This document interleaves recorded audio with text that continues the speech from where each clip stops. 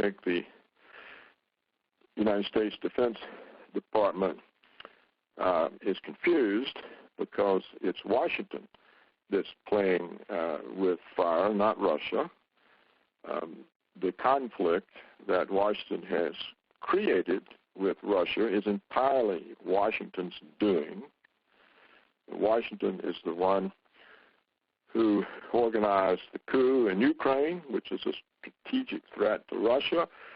Washington is pushing NATO to put more tanks and troops and artillery and missile bases on Russia's borders and the Baltics and Poland.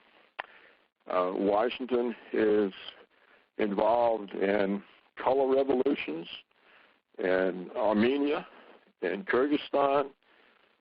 Washington has pulled out of the ABM treaty, is announced as putting anti-ballistic missile bases on Russia's border. Washington has rewritten American strategic war doctrine to permit preemptive nuclear first strike. All of these are extremely provocative moves by Washington. And Russia has been very, very slow to response. It's been very unprovocative and keeps telling the world that we're willing to negotiate anything. We'll talk to anybody about anything. That we rely on diplomacy is what Putin says, and Washington says we rely, that is, Washington relies on force.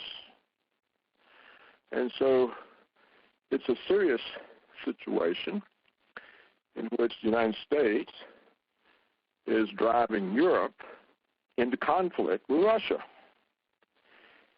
And it's all about the United States protecting its hegemony, that protecting its unipower status. And in order to protect its status, it has to bring tremendous pressure on Russia and also on China in order to try to make those countries accept Washington's leadership and to comply with Washington's foreign policies. So this is a dangerous situation, but the fault is entirely in Washington.